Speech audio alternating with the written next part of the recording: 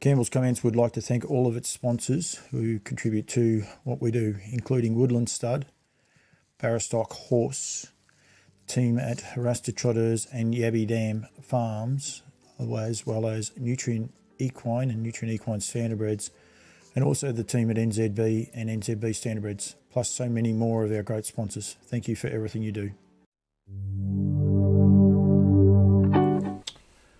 Rightio, welcome ladies and gentlemen to back to On Loose Lines for another week. Thank you for joining me. Got a few people watching. Great to see a couple of people with the YouTube feed watching that one as well already live. It was quite interesting that. There was already a couple of people on ready to go live. Yeah. Okay, audio works. Oh, wrong way. Right, audio definitely works, so I had to check that. Rightio. Big show. Of course, it's Winter Woolies time, and I'm going to be going live tomorrow night with the Winter Woolies as well for Nutrient and the team. So make sure you tune in tomorrow night about 5:30, between 5:30 and 6 o'clock.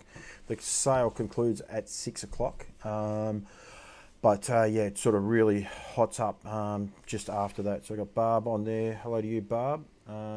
Good evening to you. That's great to see you on there as well, and good to see that I've got it on. So and ready to go where people can see it. And I'm going to give Louise Toulmin a quick call in a sec. She's going to join me straight off the top of the show. But then we've got other topics that we can discuss at any time. As you can see there, the Auctions Plus is up and running. Make sure you go to auctionsplus.com.au to be able to see that. Follow the links to the Winter Woolies, and you'll be able to see it. There's been a couple of little informational things about how you get involved with the show, or how you get involved on that, on both the feeds. I've actually shared them, plus so have the guys at Nutrient, so they really have as well. Jeffrey Dixon, very wet. Yeah, unfortunately I was at Ballarat today. Tyler Dew. Tyler, we're probably keeping up with you guys down the far south of the South Island, but welcome back to the show as well. Plenty to talk about, plenty happening. There's a few questions we want to get out there as well, but I am going to actually ring Louise. Hopefully she's ready. I sort of was hoping to get a message back from her, but she's there. Hello, Louise. Hi, how are you? Good. I wasn't sure if okay meant you were going to send me a message or okay meant you were good to go.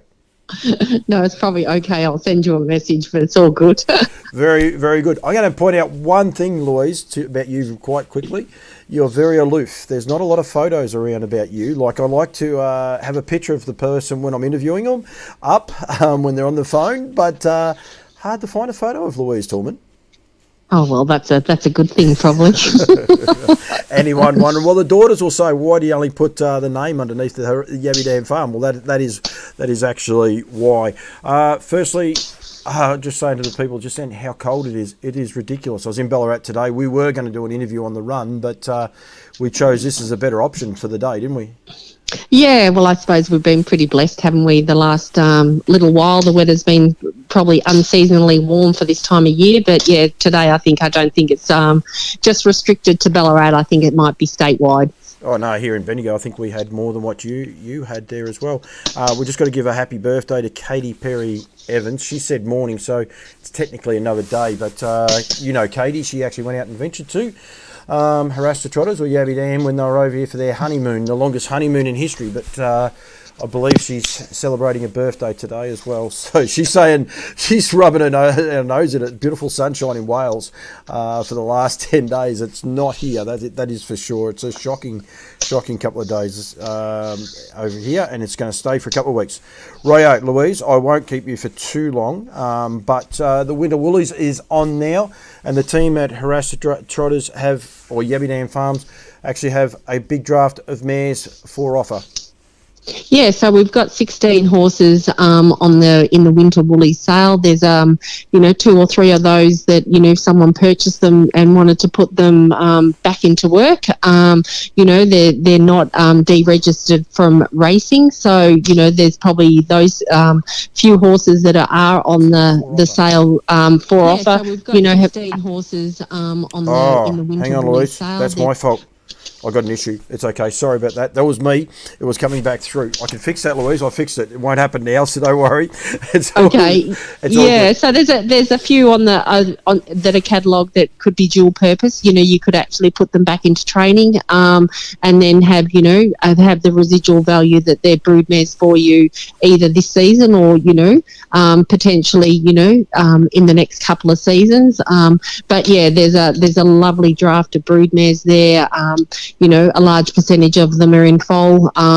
To either On a Streak or Classic Connection. One mare, KD Muscles, who was a very good race mare herself. She's in foal to Eridan, a quite precocious son of Ready Cash, of course. So there's not too many Eridans available down this end of the woods at the moment, sort of thing. So, yeah, so I'm sure that there's probably broodmares there that would, fit quite a lot of breeders' requirements, I think. And the reality is, people say, why are these horses for sale? It's pretty simple. You've basically got too many horses, and if you continue to keep them all, you'll have to buy another 3 farms. Yeah, well, the thing is that, like Pat's probably on his books has probably got over 75 plus mares, and he's still got, everybody would know that Pat's got quite a nice draft of like race mares at the moment that will retire to stud over the next couple of years. So these horses have still got, it's not the fact that Pat doesn't rate them, but he's probably got either daughters of these mares or sisters to these mares, and so he's still continuing on with the bloodlines of some of these mares, but he's looking to just reduce some numbers, sort of thing, still to keep his numbers around about that 50 mares that he's going to be breeding from. So that's great for the industry. But yeah, it's they're all for genuine sale, as people would have seen. As soon as that first bid's made and it's $500, they're on the market. So I think we've only probably got 3 mares that are still haven't had a bid on them, but everything else is on market now. So they're not, people can bid with confidence. Absolutely. I just put the website up there now, and basically any of that got the blue on them, they are now currently on the market. The other ones are near the reserves, but effectively, yes, if you're keen on one of the Yabby Dam Farm draft, basically you'll be able to pick them up with your next bid. Except if someone else is bidding against you, and then and that's what we want, because it is an auction, and that's what people need to be aware of too. But we know it's going to hot up tomorrow, and will definitely hot up after 6 o'clock. But it is interesting, Louise. The one thing about it, Pat wants to, I suppose, we've got Malcolm Wells, one of the viewers on here at the minute. I'm not sure if he's in Australia or still overseas, but with Just Believe, he's always tried to get the breed onto this world stage. That's Pat's dream, and that's always Pat's motto, if you like, is to get it out there. And Duncan McPherson, they want to lift the bar, if you like, for our trotting breed. That's one of the reasons these horses are there and accessible for people, is so that they can get these breeds that are world standard breeds. Well, I think just believe. I know it didn't. We're all devastated for the team at Lara J Farm, plus the owners group that made the big trip. We're all devastated when he struck trouble in that elite lop heat. I'm sure that most of Australia gave this big sigh when that happened, sort of thing. But it probably just shows that we're probably not really there yet, but we're not as far away as what we probably thought we were, sort of thing. So, trotting breeders have, not just, for what the horses that I marketed, Hurrah to Trotters, we're blessed with, the access to so many good stallions down here, which is just going to just lift the bar, for the trotting ranks, I think, going forward. So, people should, you've got the opportunity in this sale, of, mares that, Pat has purchased for quite hefty sums and brought those bloodlines into Australia, or bred them to, these French stallions as well. So, which is only then going to be, more advantageous for you when you breed it to the stallions of your choice, going forward. And there is some beautifully bred horses in there. They're like Elegant Jet, Quaker Jet out of Schleck, Parisian Artiste, a little ripping horse for Alex Ashwood and Taylor French. Horses like that, you can get closely related horses there. There's mares there by Love You. There's some beautifully bred horses, just full stop, which is just a huge, unique opportunity for anyone to get these bloodlines. Young Ben Hope's on there from New Zealand. He's got Muscle Mountain. I mean, he's over here at the minute on a working holiday, I suppose. Well, I don't know if it's a holiday, but he's working over here at the minute. And, they've got horses like Muscle Mountain. They must watch how Just Believe goes, and then probably sort of dream a little bit as well. And that's what you can do with a trotter. You can dream of going overseas and taking on the best in the world. Yeah, well, let's be honest. The Trotting Gate. People who have been to the Elite Lot this year that have never been there before will come back blown away by the experience. And it's they're more treated like the thoroughbreds over there than what standard breds are here. So it's a big wide world over there. And if we can get our breed up to scratch and we can tap into that market, whether it's the buyers down the track wanting to come to Australia to buy these yearlings going forward, or whether it's us being able to export a product or take one of these horses over there, it's only going to be beneficial to us in the long term. Yeah, no, absolutely, and it's very, very exciting. Anyone wants to know, this sale finishes tomorrow. The Winter Woolies sale finishes tomorrow. Anyone wants to know anything more about these horses, Louise, they can give you a call?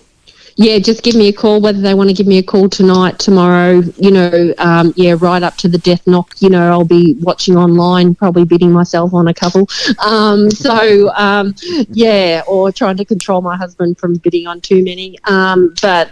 So we'll just, wait and see. But for us personally, people can give me a call. Any question, don't think it's a silly question. If you want to ask anything about these brood mares or, any of the young stock out of these horses, just feel free to give me a call. If I don't answer straight away, definitely leave a message and I'll be back in touch as quick as I can. But the other thing is to remind people, anything that's in foal to a Harada Trotter stallion, which is our lots are by HDT stallions. They're eligible for the HDT Cobbity Classic, which is a 2-year-old race. So the progeny, the foals that are in the bellies of these mares will be eligible for the inaugural race, which will be held as when those foals are 2-year-olds. There'll be a small little pay up for those when those horses are yearlings. But it'll be a $75,000 Colts and Geldings race and a $75,000 fillies race, and that would be held at Menangle, when those horses are 2-year-old. And that's 2024, which is what we want to do. I did tell Louise I would have the banner ready to put up for that. And I knew so that'll be 2025, I think it'll be. Oh, is it? Sorry, yeah. Yeah, because they'll be 2-year-olds, yeah. Well, I didn't put the banner up, so I can't act as smart as what I am because I forgot to get the banner. I told you I was going to get it and put it up, and I forgot all about it. I'm sorry about that. But, I will have it ready for tomorrow night. But that's a pretty important thing for people to be aware of. Yeah, and, these horses, they'll be both New South Wales Challenge eligible and Vic bred, dependent on where the mares foal down. But, if the mares foal down in Victoria, the mares were inseminated in Victoria. If they foal down in Victoria, they'll be both Vic bred and New South Wales Challenge because those stallions stood in New South Wales. So there's a lot of things to make them, attractive. One, their bloodlines and who they are and how they performed or what they've thrown. But, the fact that, that Cobbity HDT Classic, and plus the dual eligibility, I'm sure will make them attractive. So, for them to be Vic bred, those foals would have to be foaled down in Victoria. So and also the fact that a couple of those can race as well, which makes it very exciting. Elegant Jet and Honey Bourbon, two of those horses. Electro Jet was one of those as well. Yes. The problem with being by yourself, Louise, I've got something going down the back of my throat, and it's not really, really good. That's for sure. So you sound like Freddie Jakes. Don't lose your voice, will you? I think I just lost it. Brad Steele's put on there what an immense contribution Pat has made to the harness racing. He has indeed, and of course the guys at Albion Park, the Winter Carnival's coming up. That's going to be the Great Square. Of course, Pat's a major sponsor of that. That's not going to be that far away, and Queensland's very appealing for you and I at the minute, Louise. Well, that's right. I think Pat and I spoke the other day about who was going to go up to represent Harada Trotters. Maybe I sort of, thought, oh, well, I'm not sure because I actually am heading to Palm Cove next week for 4 days to watch my son. My son's competing. I'm going up there to support my son. He's competing in the Ironman, the full Ironman up at Palm Cove next, not this weekend, next. So, it is attractive at this time of year probably to get out of Victoria. No, absolutely. We've got a lot of New Zealanders on watching the show. I think they think New Zealand's the only place it's cold. Josh Dickey just came on just then, and it's not. It's cold everywhere, but it is very cold here in central Victoria as we speak. I think Brad tried to tell me it was about 25 degrees in Brisbane today, which I thought was a pretty average thing for him to say, really. I don't think I found the funny side of that, Louise. It's probably about 28 degrees in my house with the fire going, so, it's very nice from where I'm sitting at the moment, sort of thing. So hopefully everybody else is feeling very comfortable and they don't want to be outside and they're, having a look at the catalogue online and bid. No. And I reckon Louise just dropped out. But that's okay. If Louise is watching, she may ring back, she may not. I'm not sure what just happened then, but she did just drop out there. Go to auctionsplus.com.au to see the online auction, or also go to nutrienequine.com.au as well. And you'll be able to view the catalogue there. As I said, tomorrow night from about 5:30, I reckon I'll go live half an hour out before the sale. We'll go through each of the lots, see where their prices are at the time, and we will continue to go. It does, anyone that hasn't watched it, it does get very, very chaotic. If you don't know your way around the website or the Auctions Plus and how it works, effectively when there is a bid on a horse, it will actually light up blue. I can't bid, but I think if I click on so that's actually not what will happen. They light up blue a little bit. Actually, the lot 13, the Claudius Princess, it'll flash that blue.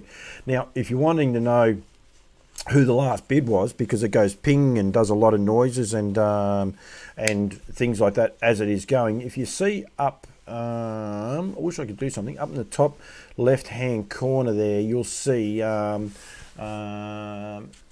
last bid was on lot 116.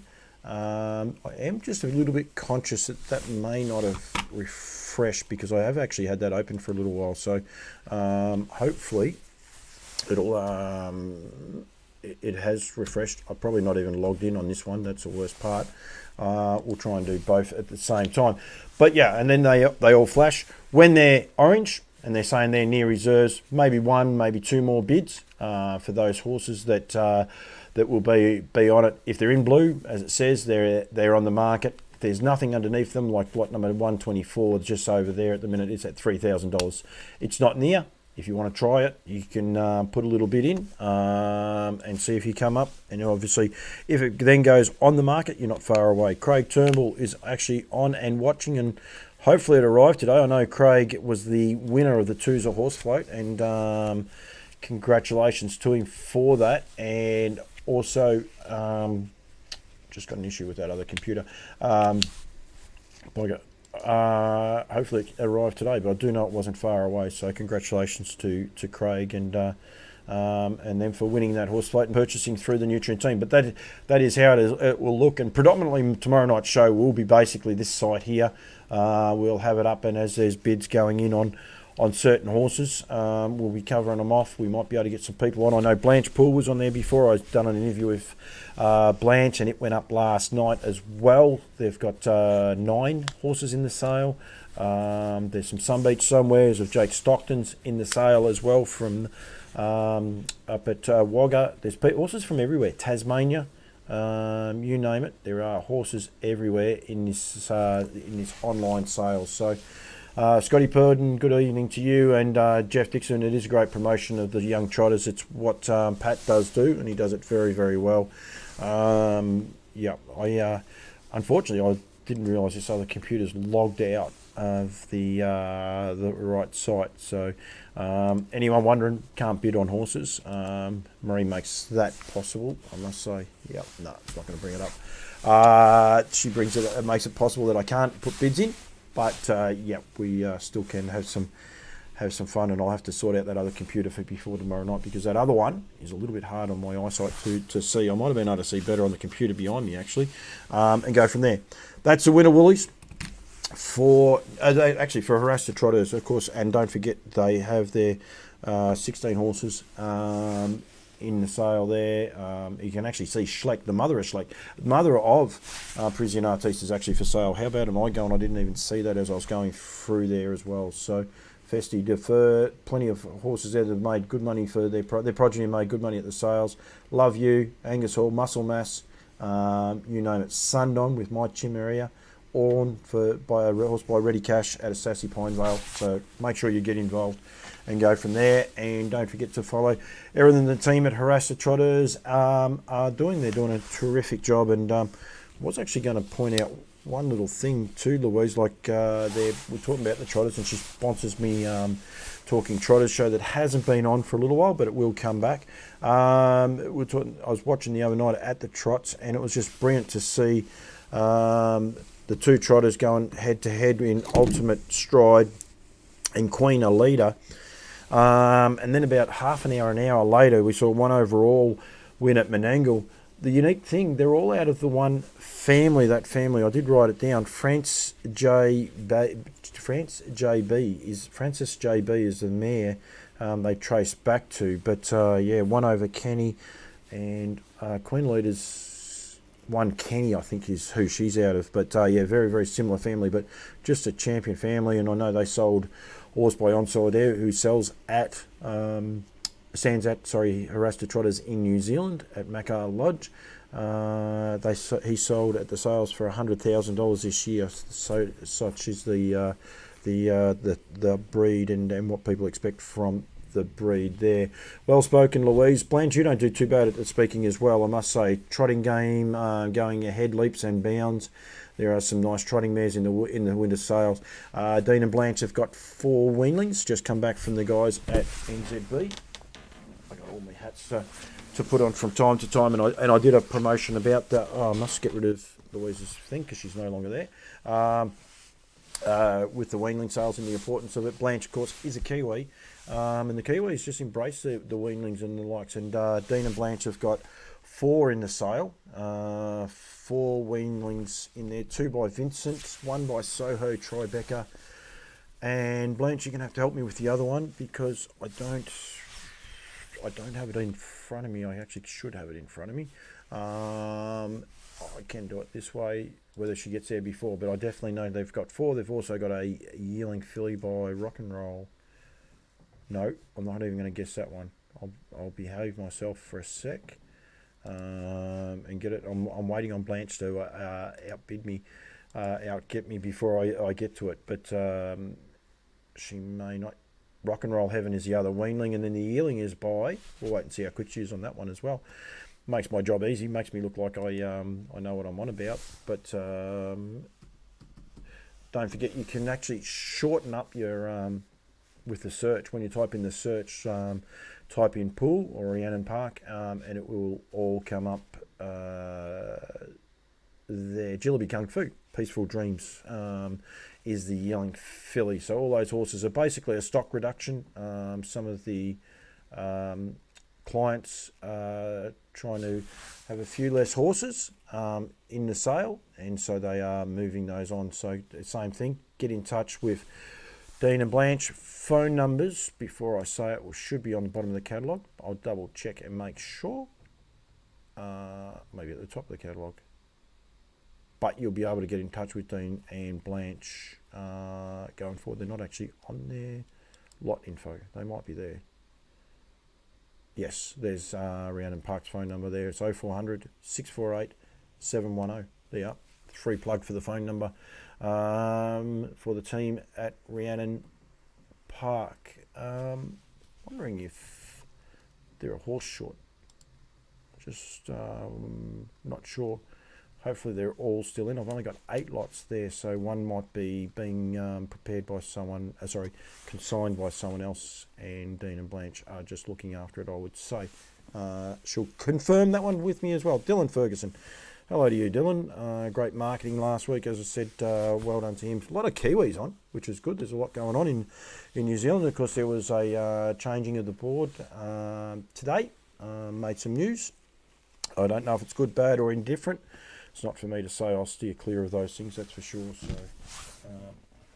like not to get involved in that at some point in time. We will get to that. Don't forget, as I said, Nutrien. Go to nutrienequine.com.au and you'll be able to follow all of the links there to that. Fabulous drive by Chris Alford on Queen Alida. I reckon just as good a drive by I just had something come up across the bottom there. Pink Diamond Trotting New Zealand mare. Thank you very much, Blanche. So they do have 9 horses. So yeah, you can get in touch with those guys, and they'll keep you advised on that. So Chris Lang and what he's doing on Ultimate Stride, really making these races. And I must say, some of the races you watch at the minute are so ho-hum and boring, especially Victorian racing. At the minute, I see we've got a 1200 metre race again this weekend. Hopefully they just run the whole way. They do tend to get a little bit boring, but put these trot races on, put Chris Lang in front, put Chris Alford last, and they are sensational to watch. Two gentlemen driving 2 terrific horses that just know where the line is, and they really savage it, and they do an awesome job. Speaking of exciting races, I don't have a Queensland hat. Oh, I do, the orange one, but I can't put it on. It's too small on the noggin, but we could go to there. Someone's ringing me and the phone number wasn't exposed. So Chris Lang made the race. Jeff Dixon, he's spot on. Joe Pace has got a Queensland hat. I know he has. He took 2 of them the other day, so he was very cheeky there, and took a couple of them. I don't have one. I've got the Creek one. You can see the Creek just there. But standing starts. Like gets said here in Australia about bring back the Monty. We'll get back to that in a minute. I've got a great friend, James. So the YouTube feed, I can't at the minute get into my comments, but I will as we can go along. But I try to remember to get them all there, and the Monty races. That was on my ideas, so don't worry about that. We'll get to it. But one of the other ideas we had there was standing starts, and the guys at Queensland and their Queensland Carnival coming up had 15 horses going around the other day. It was a 15 horse field. I think 14 actually partook in it, not on the field size page. 15 took part in it, and what a cracking race it was. The leader tried to run them off their legs for a long period of time, and then I think the old boy went to the front. That's it there, the flashing red. Colt 31 ended up finding the front and kept running, and then Hot and Treacherous just come from nowhere for Jack Butler and Nathan Dawson. Cracking race, no sitting up. 31 won their lead time. That was when Colt 31 took off and went to the front. 29-4, 28-7, 27-4. Bring back the stands. They are great races over the long trip, 2,647 metres. And to make everyone upset here in Victoria, actually I might keep that page open for a sec. There's another one on Saturday night at Albion Park. So well done to the team at Albion Park, because thinking outside of the square. The racing the other night, Leap to Fame, was just simply sensational, beating Tim's a Trooper. Tim's a Trooper's going around in that standing start. Paul Cavallaro from South Australia. Hello to you, Paul. Tim's a Trooper's going around again in that other stand, so as a few of the others as well, but the racing is really starting to hot up. Ricky Orchin got a winner with Soho Rhapsody. I see he's got a couple of runners in this week as well. So they've got their big carnival coming up, but right at the minute, it was a very tactical race. You're spot on, Jeff, and that's the thing. The guys have got time to make tactics. 1,200 metres on race 2. Let's see if we can find it. We'll find it up here. I don't have this computer. Oh, yes, I do. Actually, I can do it this way. I know how I can do it. On Saturday night at 5:24. There's the field there. Yep, right alongside of your common sense races over 1,200 metres races. All horses are off the front line. Nine starters. Let's hope it is a bit of an exciting race, and they do keep the speed on. They don't sit up because it can be a little bit boring. Field sizes for the rest at Melton on Saturday night are very disappointing. You can see there the 80 to 94 rate had 6 acceptors. Is already down to 5 now. 6 horses in the trotters free for all, but Queen Alita going around again. That must be a mare's race, yeah. Amandine, Golden Sunset, Lady Adele, Revelstoke, Visionary, and Queen Alita going around then in that field there. And unfortunately, I think the last race, of course, go to the trots.com to see all these, another 7-horse field. So 3 very small fields here in Victoria, which is disappointing. You look at the guys at Albion Park, and they've got full fields. They've got the Ladbrokes Mates mode that had 12, 10, 12, 7 horses in the up to 20 rated race with a good field though. They've only got the 7 in that, so that's a small field, smallest field for them for the night. 10, 9, 10, 10, 9 and 8 in their last race on a 10-horse card. So good sized fields, good betting races, and that race there is back to the stands. It's only over the 2,200 metres. The back markers are off 20, LL Cool J and Expensive Ego. And I said there before about Tim's a Trooper being off the front. Going to be a ripping little race that Granny Dixon knows how to get him going around. Ellen Donahue, has the Hummer in. Good form. Bit of intrigue though. Have a long distance race. Next week they have a short distance race. Makes it a lot more interesting to say the least. Ideas. These were my ideas. Standing starts, grass track racing here in Australia. The Kiwis do it all the time. I think we've got to get to it. Monties, big on the Monties. I think we can get them. The 1,200 metres, I'm going to delete that out of there because I don't like them. Back to front racing. Duncan McPherson, that was his idea. As I said, Kilmore Harness Racing Club, I reckon it could really work well there at Kilmore back in front of the Tabaret. And remove the sprint lanes. And some people don't like that idea, but I'm just trying different ideas just to get it out there and get people thinking about it. While we're on that, different ideas and what's going on. Asbar and Wasbar, and I did notice Cody Charles was on there before, so hello to you, Cody, there, and Michael Norman as well. A funding model proposed. This is to get the Interdominion back up and going. I'll take that off just for a second. I'll come back to it. Yes, absolutely. Mark Gurry there. You can see Mark Gurry's comments there before when we were talking about that race. If she was off 20 metres, it would be a great race. Unbeatable off equal marks. It is that way. You're right.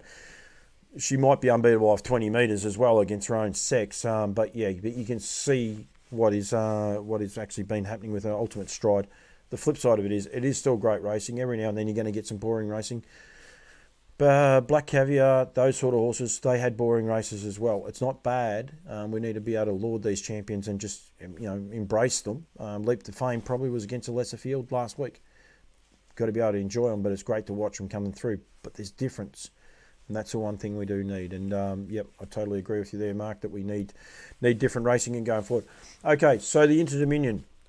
Asbar put out a tweet the other day about getting the Interdominion up and going, and they projected some funding models. Now, I'm not against this idea. I'm against their ideas, but I'm not against people putting ideas out there and the rest. And some of their funding models really had me as a head scratcher. Every starter you have for the season, $100 of that would go to a fund to fund the Interdominion, so it could go to each of the states. They believe they could raise almost $1 million by doing that. $100 per race taken from state money, which will go down well, especially here in Victoria at the minute, if the rumours are right. Stake distribution, that would be $1.4 million, or $10 every time you send a starter around, and that would raise $1.27 million. What worries me about that is it is back to the people who put on the show, the breeders who breed, the breeders that have horses. What happens when you have a horse on half stakes? Who pays the $10? Who pays $100 and the likes? Seriously, if they want the Interdominion and people want it to be done and they want it at $1 million or whatever they do, get smart. If you've got 7 years of planning to get around it, to get it back to your state, plan 7 years out. Don't wait till you've got 3 months and then say how we're going to do it. I know Brad Steele and the team at Albion Park, they've been working on it for 2 and 3 years. They're super excited about it. And I love the Interdominion and I like it being done properly.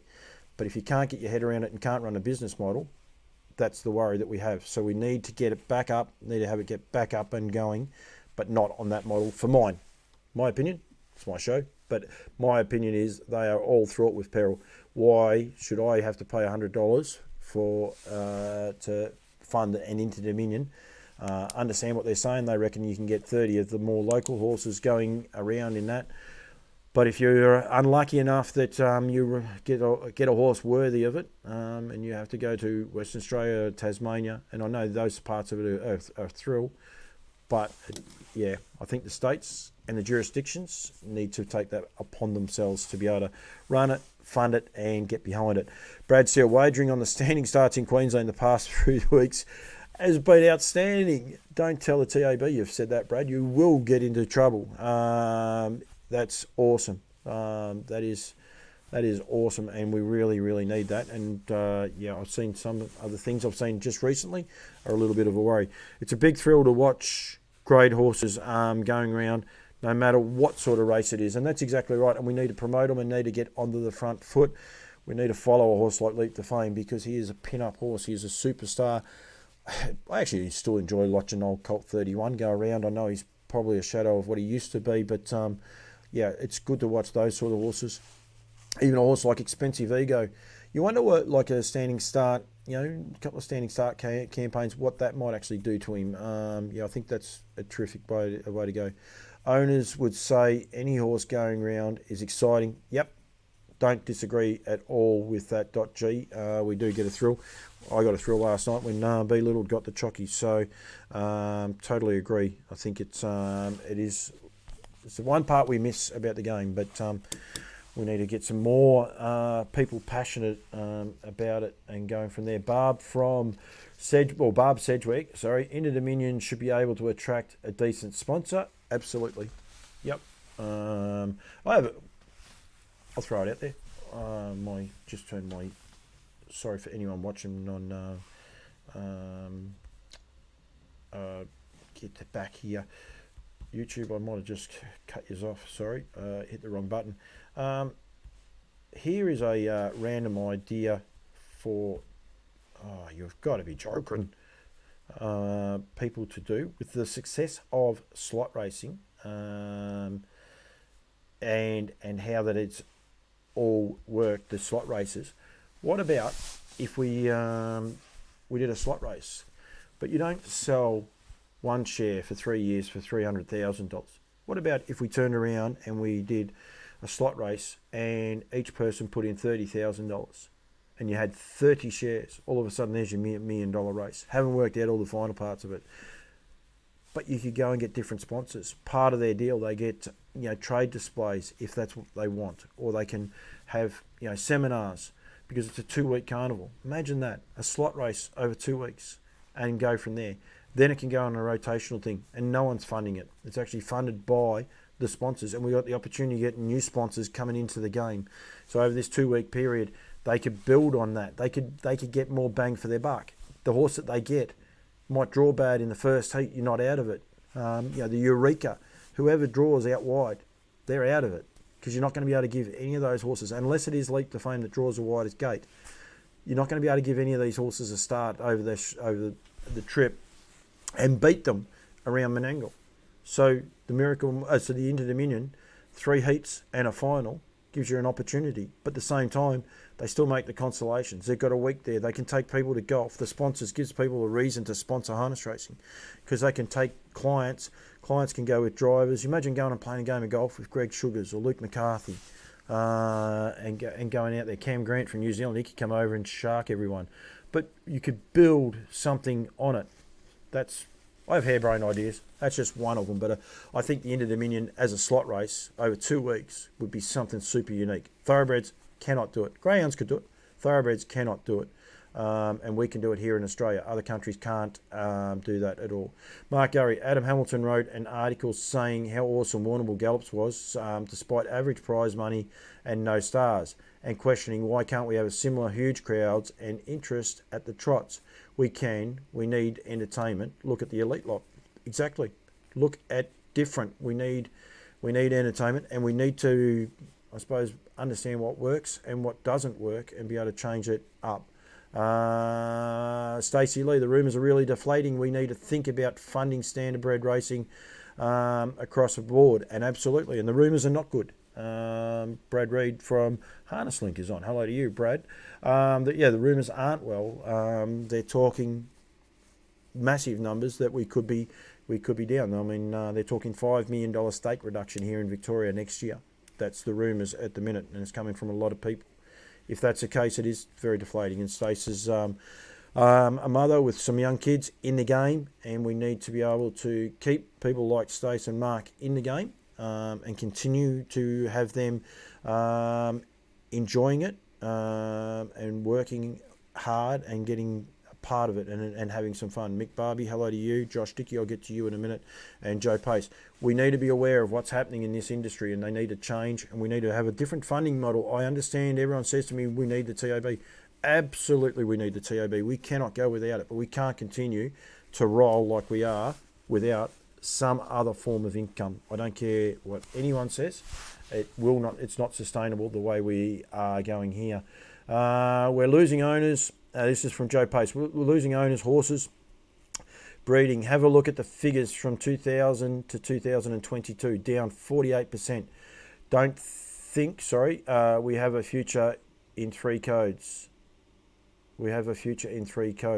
Absolutely, and don't worry about that. The breeding numbers are scary because one of the issues that they actually have with those breeding numbers, sorry, I've got to find the right mouse so as I can get this back down there here in Victoria, 20+% down in breeding numbers last year alone. I know there was a very positive article put out just recently, but it is over 20% down in Victoria with the trotters and the pacers, and not combined. Both are very scary. If we continue to have a downward trend, we know where that goes. So please, just start getting the words out there. Josh Dickey, Warrnambool prize money was unreal. 50k maiden races. Absolutely. It's what the point was, I think, Josh, was what he was saying is that from a thoroughbred point of view, that it's not high stake money. We would love $50,000 races, let alone maiden races. Marketing works. We had large crowds. This is Mark Gurry again. Larger crowds at Moonee Valley than the Cox Plate. The same when Killing Heidi performed. Yep. Get different. And I saw that, Mark Gurry, just so you're aware, I actually saw that firsthand at the Grins in New Zealand. They had the race. It finished at 9 o'clock. They had a live band start at 9:30. The crowd that they had, they were dead silent for the race. They watched the race. They enjoyed the race, and then they partied hard and had an absolute ball. Totally agree. Got to do things differently. Not sure what we invest in. Really not smart business. Yep, Stace, frustrated like a lot of us. And what we're hearing. Mark Gurry, Mildura needs to be our Warrnambool, get Jimmy Barnes or similar. And look, I think the Mildura Carnival is awesome. They possibly need to just start thinking a little bit differently again now. They've done similar things for year on year, and they need to change it a little bit. And I think it can continue to grow. People need to be aware of what it actually is. Golf games and the likes as well. David Lawrence Shaw, thank you to you for joining, Dave. Great contributor to Campbell's comments. If this prize money comes from all over Australia, then the TAB profits should not go to the host club, but be put back into the prize money pool. Yep, I have no issues with that, especially if other people are funding it. But I believe people need to think outside the square with the Inter-Dominion, and if they want it back and need to be able to get it up and going. Mark Lee is watching. He had a cold, wet night last night at Shep. David Brick is watching. Bricky's on there. I'm talking about the Queensland Carnival and the likes. I'm actually going to get Bricky on the phone next week, and we'll talk about some of the highlights. Of course, tonight I want to make sure that people are aware. Of course, go to nutrienequine.com.au for the Winter Woolies, or go to auctionsplus.com, log on there and make sure you purchase. You've got to get hooked up. You can ring Gemma Smallman or Mark Barton tomorrow. Go to the website if you have any inquiries there at all. This website is updating because the last bid was actually on lot number 80. I'm just going to see who lot number 80 was. It looks like it's Cupid Sealster. Where's this? I've got to wait for this other one to rub up. Yeah, Cupid Seal Seed is now on the market with a bid of $500. So that is another of the Harasta Trotters team on the market. So that last bid just happened then for lot 80. Stays quiet for a while, but it will get busier and busier. One of my better harebrained ideas, Barb, don't have a lot of hair, so it's a bit of an issue. Right, Josh Dickey, and I need to get that off. Hang on a second, boys. Joe Pace, they're firing in the ones. Maybe it's time we stop looking at the TAB to help. There are a handful of successful betting agencies that are as good, if not better. A company like Ladbrokes would be huge for the industry. They've been huge for New Zealand. Josh wears over here, lives in Australia.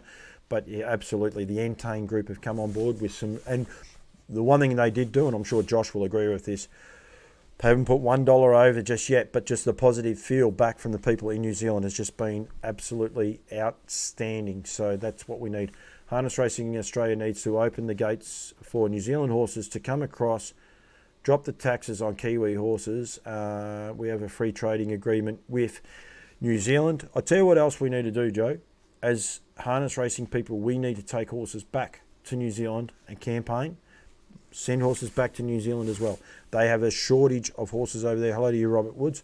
They have a shortage of horses over there for their main races, especially a lot of their mares races, and we need to be able to take horses backwards and forwards. Don't forget the guys at NZB, they have air freight as well, so make sure you chase them up. Everyone thinks there's only one company that can actually transport horses, but the guys at NZB, you can they will go that way. Just go to the nzbstandard.co.nz site and you'll be able to follow the links to the air freight and be able to fly those horses across. I do know there's quite a few horses being flown across very shortly going to that Queensland Carnival that is going to be, a lot of people are going to be jealous thereof going forward. So I'm not sure about my great mate, Daniel Hibbard. I've had a missed phone call, but I don't think that's him. Daniel was calling Bendigo trots today, Bendigo Greyhounds he was calling today.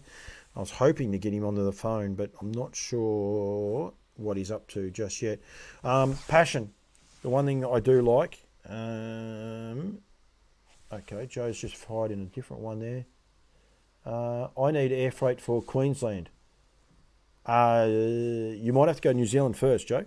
Not sure how that one works. But yeah, we definitely need to get that one going across there. Yeah, we probably need an air carter here in Victoria. Spot on, Paul. With a lot of Australian horses would be more than competitive. 75% of New Zealanders don't race their goals as 2-year-old foals, I reckon that we should say. They give them time, which is more than our Australian do. Yep, and then afterwards he said foals. Yep, absolutely. There's been some exciting ones going around. Tell you what, you're not about at the segue there, Mark. I don't know.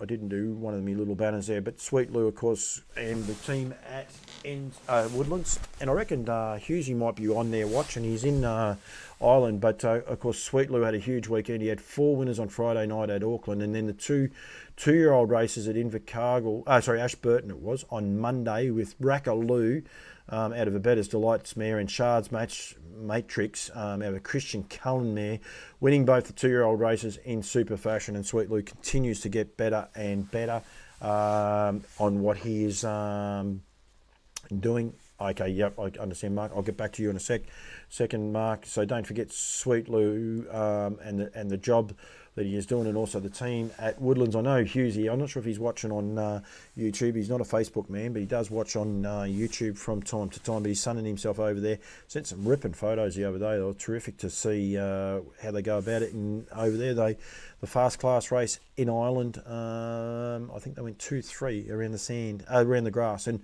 had a fair old hill on it. I know you go up a hill, you go down a hill, but yeah, they had a fair old hill on it, that's for sure. Because they don't race a heap of their 2-year-old, that's why they don't have as many 2-year-old races. And I believe, Mark, I don't disagree, but I believe there is been incentivising done through Ladbrokes and through the team at, Entain, and the Entain group for bonus races, and to also keep those horses there for bonus racing. So as they get older, and mares races as well. So I think you'll find there'll be a changing there with that. But you're spot on. They don't race a lot of them. They definitely give them time, and they're always, a lot of people are always looking to sell because it's what they do. That's the New Zealand mentality, and I mean that in a really, really good way. That's how they go about it. They've always done it, and it's inbred. It's bred, not inbred. It's bred that way to them. A lot of people have only ever sold horses; they hardly race them. So they got to change. But yeah, some really positive things happening then. Then they have horses in 15 horse fields as older horses. Hard to earn if you're one of the owners. And then they race them on the grass mark as well. So don't worry about that. But you're right. They don't like to race them too much as young horses. That's why I think they've got such a great strike rate with the derbies. And yeah, which is really exciting as well. Going through, I just saw then, I was just looking at the trot race. There's a bit of news coming around with some of those trot races. And Majestic Harry, of course, ran second in the Inter Dominion. He's returning Saturday night at Albion Park too. So the trotters, don't worry about that. The trotters are really going to hot up. Yep, you're right. That's why they sell, and that's why they've got to change a bit of what they do, Mark, with the way they market it, I suppose. And that's, I think, what you'll find the Entain group will be doing. They'll be bringing a few of those things there going forward. Always big on passion, and I was hoping to get the great man on. I'm not sure if he is there as well. The one thing I think we miss when we do our industry and try and sell it to people, we're an entertainment industry as well. What we say about getting bands there and things along those lines, and I think it's incumbent on the race callers and the people presenting the shows to be entertaining. Don't just be line and length. I think we need to be entertaining. Now, Daniel Hibbert is a great mate of mine, and he has always been on Loose Lines, and he's definitely not sacked. The problem is he has a Wednesday gig at Bendigo Greyhound, so it gets a little bit hard. This was his call. Now, it'll play over a couple of times because it is on loop of, I forget the name of the horse, but you'll get what I mean by the call and entertainment. This is a greyhound race, but I'm sure all of you guys will actually... Voice of Thunder, and here comes Pickled Piper. Pickled Piper puts profits in punters' pockets. Beats home Voice of Thunder, and here comes Pickled Piper. Pickled Piper puts profits in punters' pockets. Beats home Voice. And just a bit of fun. And the guys at Sandown Race Club, they shared that straight away. Shawnee Colson, Greyhound Mayan as well. Entertainment. People go there, they would have enjoyed that. I actually went up and saw him last night. He called our horse winning, and I've got that video up there. If he had a came on him, I might still just play it anyway. Last night, I asked him if he was able to do Peter Piper picked a peck of pickled peppers, and he said no. Yet you listen to that call, and it was. But yeah, the industry we need to reinvent ourselves. We need to get excited about what goes on and go from there. And as I keep saying, ideas. This platform is here for people to get involved in. I'm encouraging people to get involved, bring up an agenda, raise some of the questions that people have, make people aware of things that are going on. That's what I keep doing here. That's what I mean. Go to auctionsplus.com.au for the Winter Woolies and what is happening there with the team at Nutrien. Also, don't forget too, I did a stable chat the other day. A Yabby will go on the market on June 22. This is a homestead farm. The previous deal, it fell through, but the homestead farm is on the market. Go and watch that stable chat. It may not be what you're after, but you might know someone that's looking for a lifestyle property or it's just unique. It's beautiful. You could do a lot.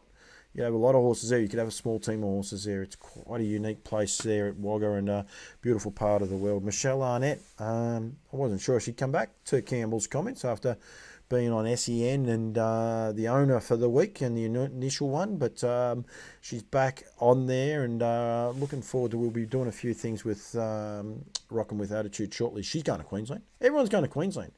Except for me, Brad Steele. Just remember that one. So, did you see the win by Clayton Tonkin's horse the other day at Bendigo on Sunday? Absolutely outstanding and scary what they might be aiming with that horse. Of course, Kieran Manning drove it. It was very, very good. Patrick Tompkinson, another gentleman who hasn't been back, I haven't seen on here for a while. But yeah, as I say, I encourage people to get involved.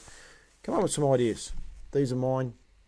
Get rid of the 1,200 metres. I put that in there because of people had it there as well. Or let's have a slot race into Dominion.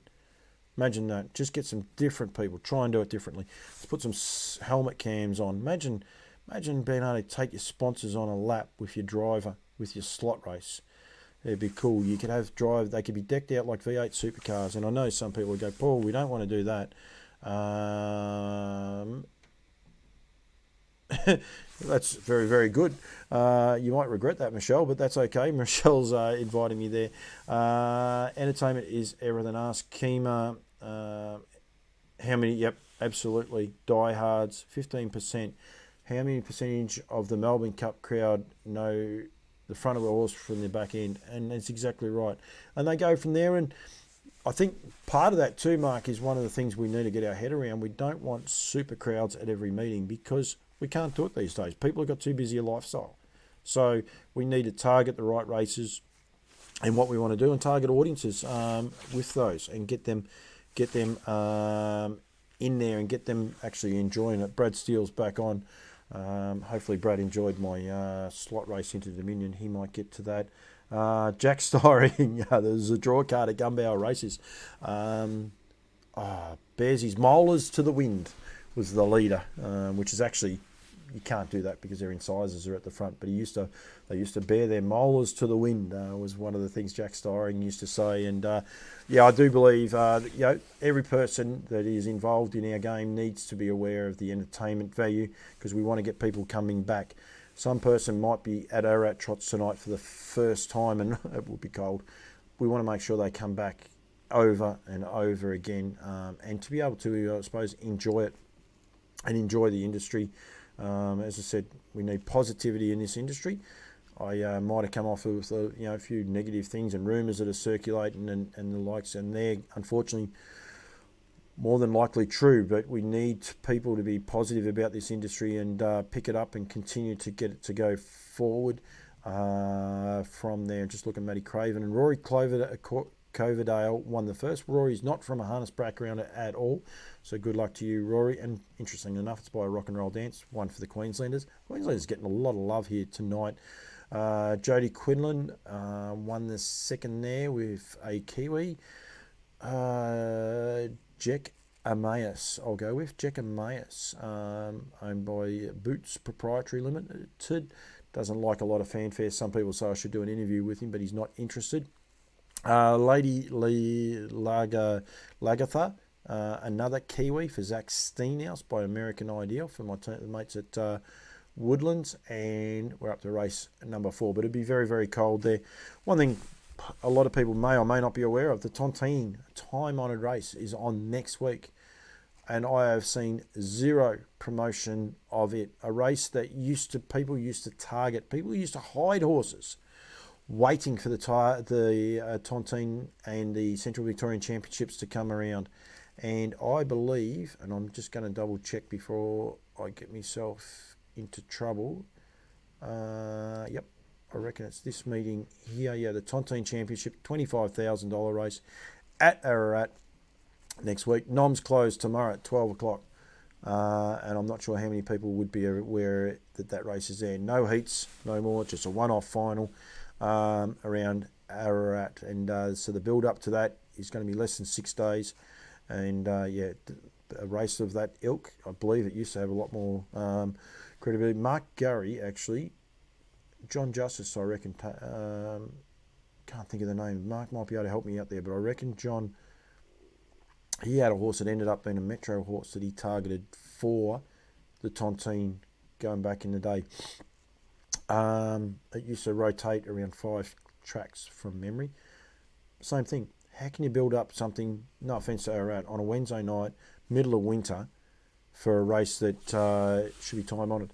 If there are heats in the middle of winter, you get some banter going back between some of the people. Oh, if we draw the front, we're gonna hold it. We're not going to hold it. Build up the suspense. Build up the emotion of it.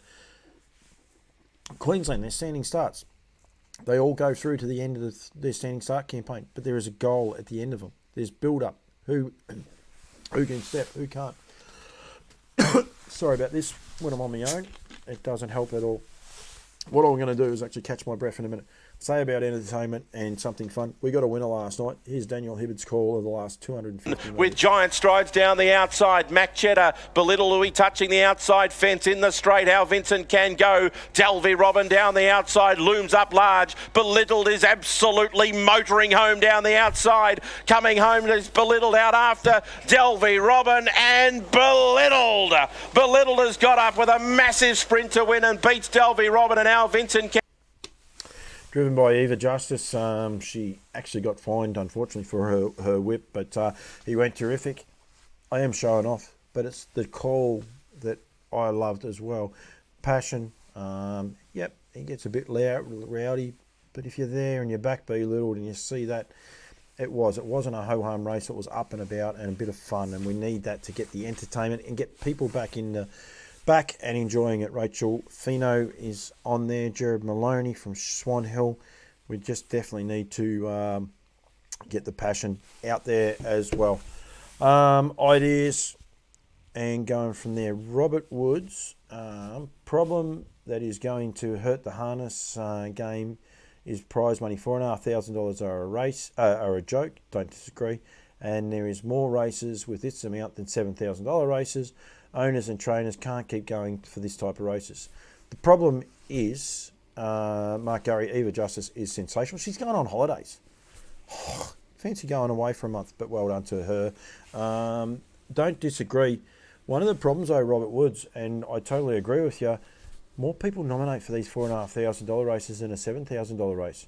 I think there needs to be a way that the governing bodies have it, that if there's a $7,000 race on and a horse is eligible for that, they can't go in a $4,500 race, because we need betting turnover. And I think when there's legitimate prize money, people have the perception that they'll have a better go. So that is one of my bugbears there as well. That's a second win, Mark Gurry, on Belittled. And not only is she driving good, she's a terrific person and presents herself and does a really, really good job. So would be more than happy to have her there. Too many questions coming through too quick. Sorry, and I'll apologise for looking backwards.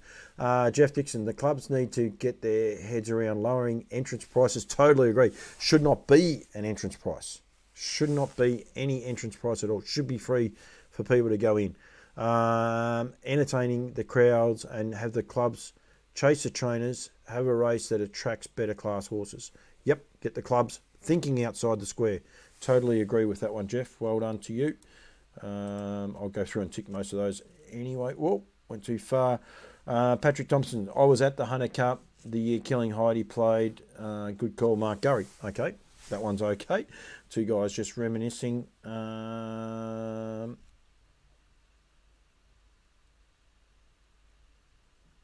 Yep, and then Stacey Lee saying there about the reduction. Jared Maloney, most country clubs have free entry except their premier events. You might get a shock with that one, Jared. But I do know Swan Hill, and anyone wondering, Swan Hill. So Jared's on here now. Jared is the president of Swan Hill. I might be in trouble there. He might not be the president actually. Anyway, Nolly Watson, doesn't matter. I'll get into trouble one way or the other. It won't matter. The Swan Hill Harness Racing Club and Committee. Trainers and drivers get tickets for a barbecue up there because they don't get big crowds. So the local Lions Club come and the Swan Hill Harness Racing Club pay for the participants to eat. Hamburgers, sausages, they are brilliant. And they do not, Vice President, thank you very much, they do not just make you go there. At the end of the night, the ladies come around. They don't throw anything else. They ask if people would like some more. Hats off to the guys at Swan Hill. And Jared, you just might get a little bit of a shock that, yeah, not all clubs are free entry. I believe they all should be, but they're definitely not all.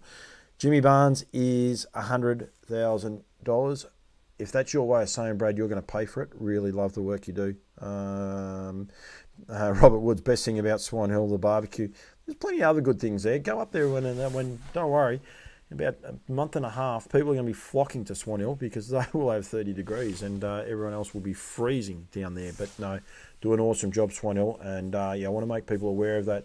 fuel bonuses and the likes, they really do think outside the square. They have to get the people there, but they do think outside the square, and a progressive club having a crack. So, yeah, well done to you guys. Been a bit of fun. Of course, we had Louise on earlier on from Harass to Trotters. I hate it when I have all these things going everywhere else. Don't forget they've got a draft of 13 horses there. I actually don't think that's all of them. That was one I took off their website, but I believe they've got more. Make sure you go to nutrienequine.com.au, type in the search bar Yabby Dam Farms, and that will bring up their entire draft of horses. In fact, I was going to log off, but I'll continue to go. If anyone wants to continue to fire questions, please do. I did the Blanche Pool one there before, and it come up with 8. Well, actually, what I'll do, so what happens is you type in pool, and I'll just, I can't because I've got the letters, but you type in pool to the search bar, and then you go down, and that will bring up theirs. And as Blanche alluded to before, there's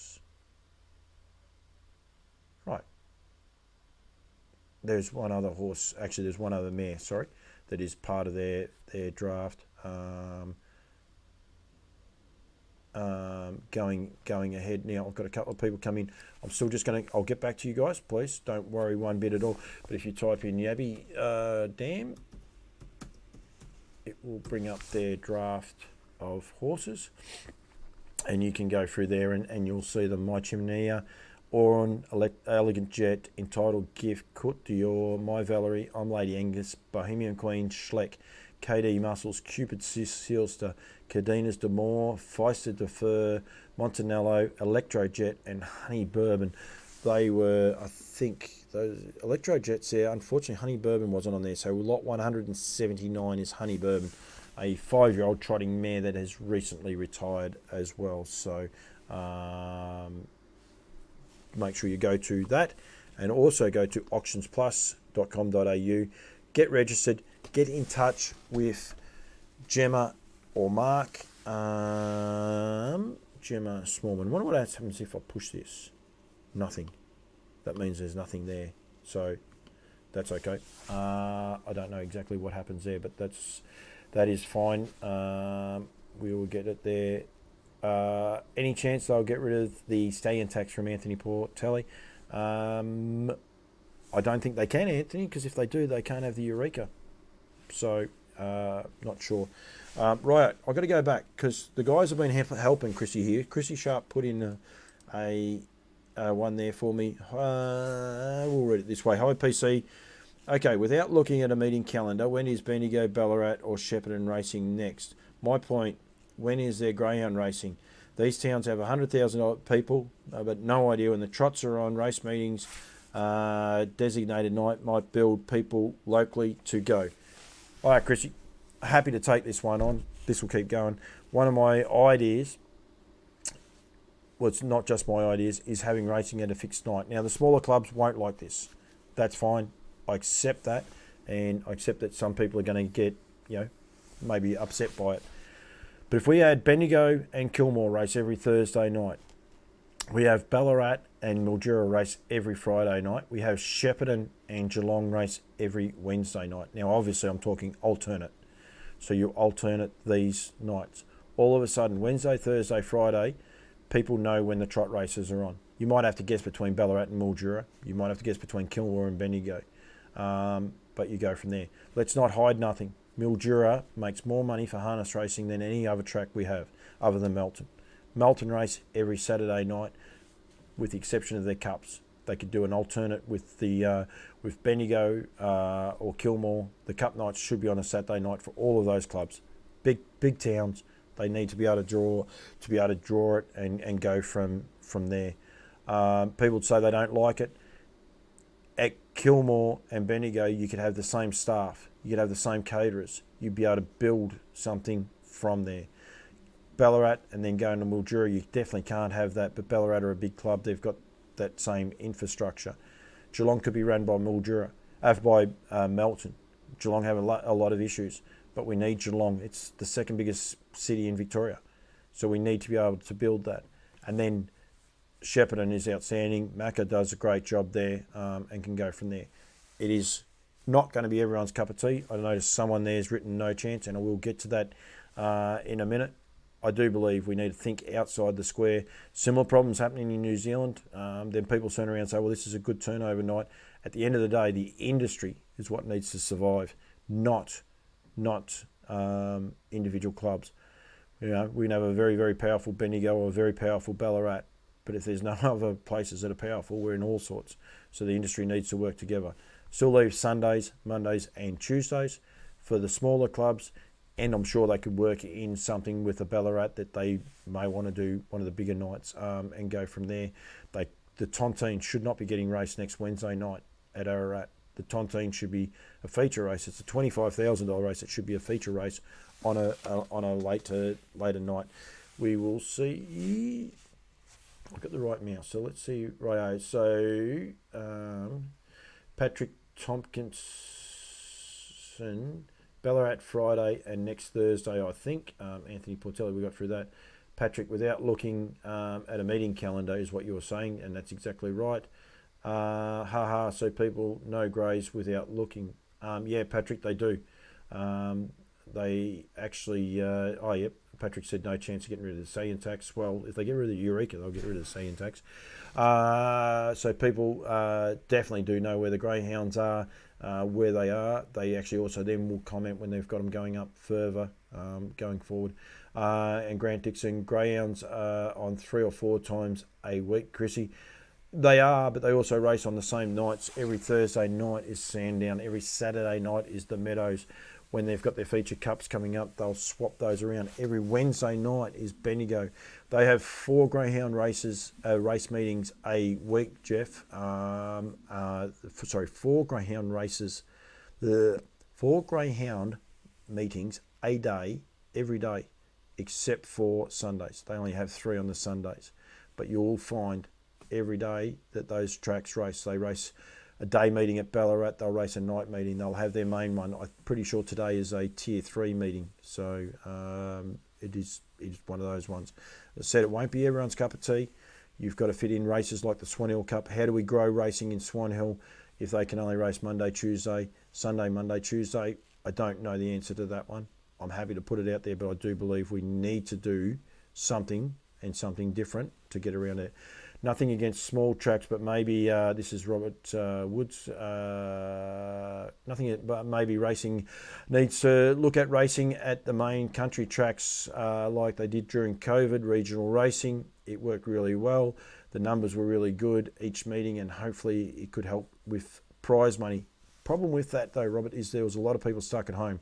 So one of the reasons it worked so well is because betting turnover was huge, and that's why we heard about it, because there was no crowds because of COVID. There was no people going there at all. So yes, it definitely worked, but there was flaws with that going through there. Anthony Port, the Eureka is only 10 horse field, and they are going to tax people for a 10 horse field. Isn't there another way to pay for it? Absolutely there is. The Grins was sponsored.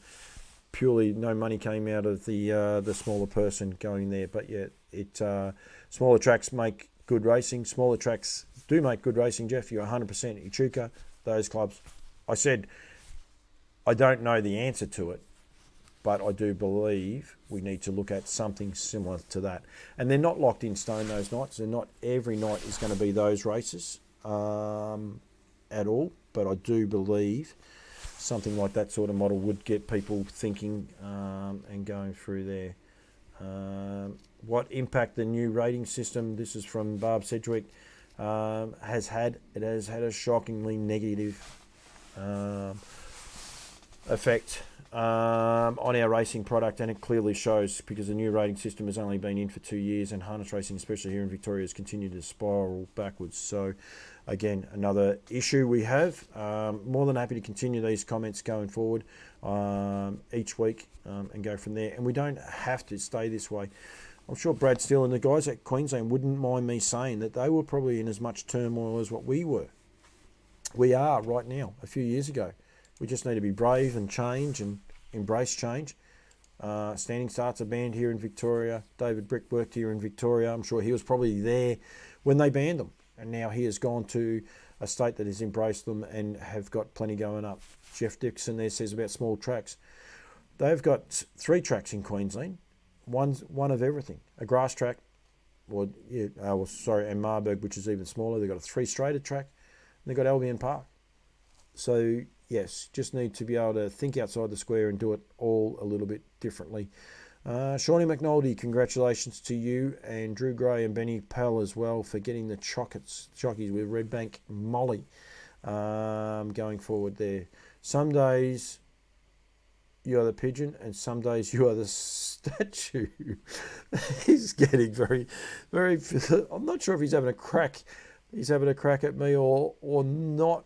But I do understand, I think what he's actually saying there is in relation to what I said with Queensland. You've got to think outside the square and get adventurous. I think I'd rather be the pigeon than the statue. Depends who the statue's made after. I don't think they'll make a statue after me, that's for sure. But it is very true, Brad. You need to continue to think, need to go forward, and need to be progressive in what we do in an industry. Encourage people to join in next week. I will have David Brick on, and we will probably try and get a couple other guests on. I'll try and get the great man Daniel Hibbard. Haven't had Daniel on for a little while, so we need to get him going there. Saw the fields for the day that Just Believe is racing in Sweden. It listed the meetings that day, and it included Australian trots. We need to acknowledge this and raise the Swedish flag or whatever to show all Premier Harness Racing countries overseas pools are way larger than ours. Yep, and they also have this World Betting Day. I don't understand how that all works, Mark, but I do agree. If you have something that, please don't take anyone the wrong way, but if I see people's names pop up who are watching, like Jan Gillies, I don't know who Jan is, but I try to mention every person's name that comes up. AK Momdell, he's watching, not sure exactly where he's from. It does work. If you embrace what people are doing and give a bit of recognition, people do then embrace, they buy into your product. Tyler Dew, he's still watching. He's a name I never mentioned. He's from down south. It'd be cold down there and dark. That's probably why he's watching, young Tyler. He'll be down there watching and going from there as well. Scott Purden, have a trainer before the races to find out about the horses that are racing that night and that day. That's ways of doing different things. Yep. We take it for granted. We saw them walking through the pink and the pink things going off. Maybe it's somewhere where the trainer's similar to the V8 supercars where they sign autographs. You can go down and see a trainer and ask about their horse's chances and go from there. Absolutely. Don't mind that idea at all. Have you ever been approached by HRV about any feedback about how we can get this great sport going in that direction? No. I haven't had any feedback at all from HRV. I do talk to some people. I'm not overly fussed over that. Hopefully they watch this and they go from there. Ben started watching. Where are you tonight, Craig Judd? He was sunning himself overseas. I wonder if he's back in sunny Crookwell. Sorry, the reason I'm laughing about that is we're saying how cold it is here in Bendigo and Ballarat, and even Mick Barbie and the likes in Dalesford and that. Crookwell's about another 400 metres higher than what most of us are here. It's probably snowing there in Crookwell, so Juddy will be enjoying the cold weather. But yeah, he was sunning himself last week, so good luck to him. Margaret Keldo, hello to you as well, Margaret, so it's good to see you there.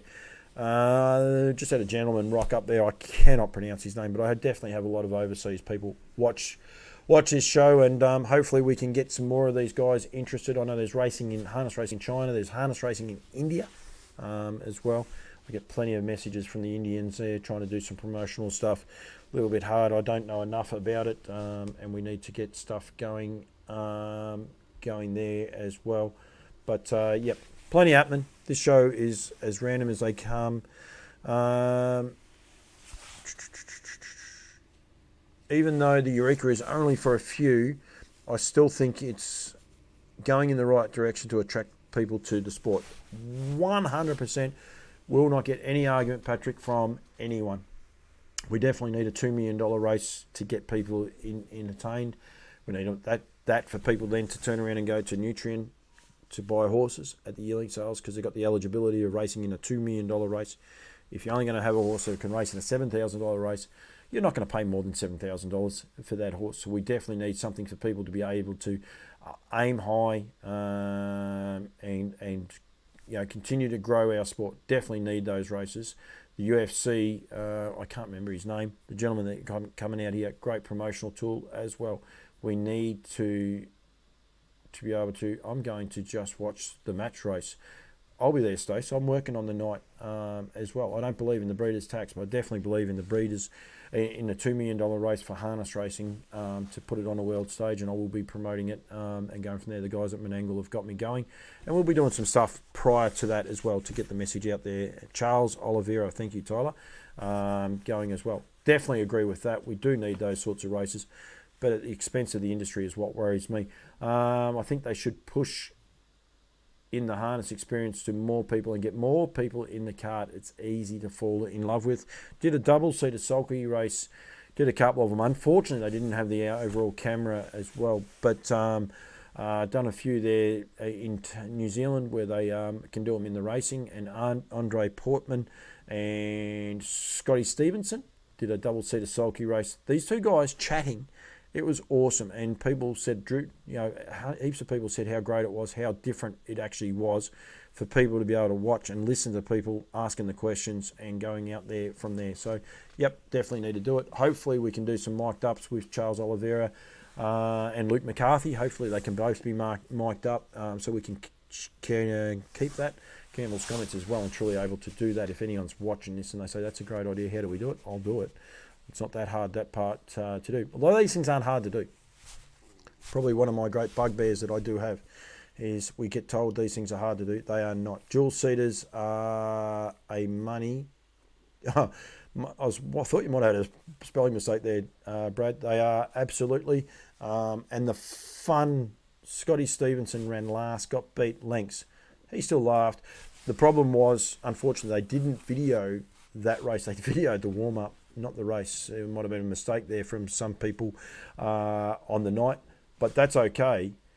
But Scotty across the line was saluting. He got beat 13, 14 metres, didn't care.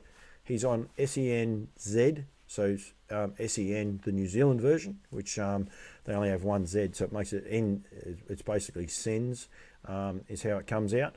But he was on that. I'm sure he would have spoken about the experience and enjoyed it. And there was a little bit of banter on my feed, on the Facebook feed as well.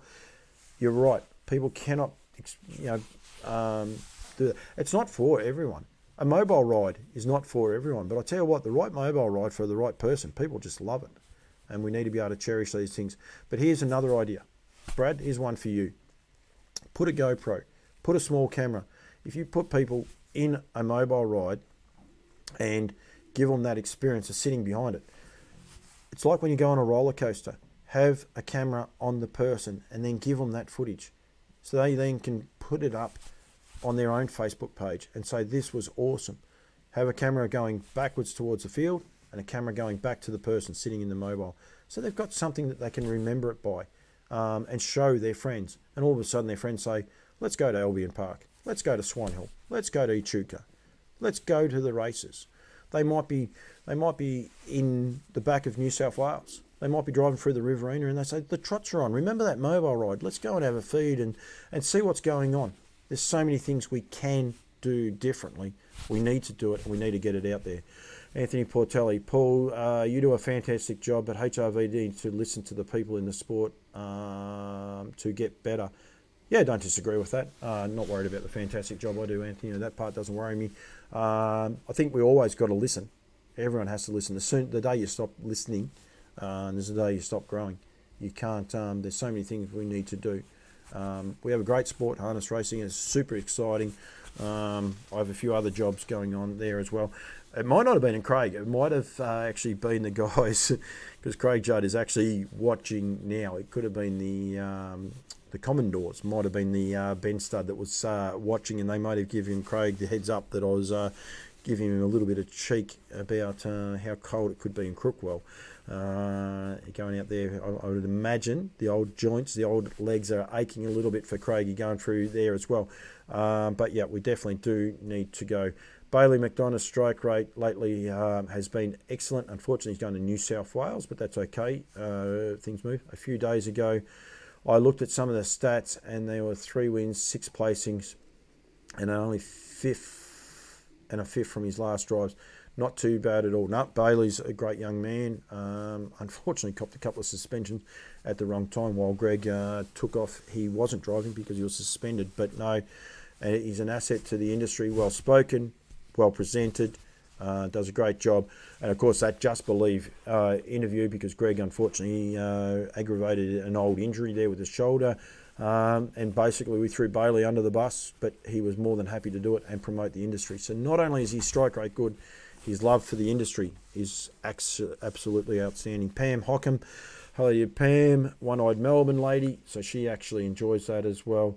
Going through there. Barb from Sedgwick had a ride in a double sulky race with Ginger Gleeson at Moonee Valley, and I reckon you would still remember it. Back then you couldn't video it, but you can now.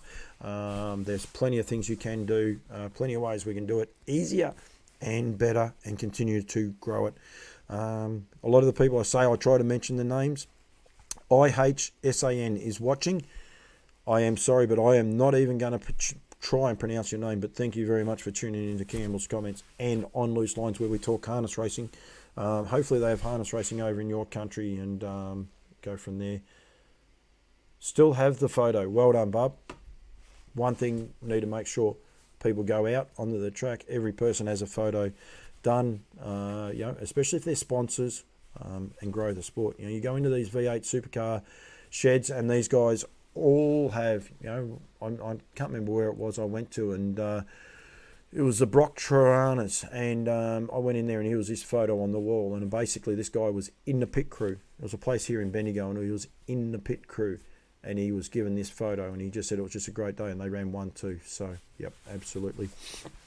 Will there be a publication of the study tour done by HRV at the Elite Lop?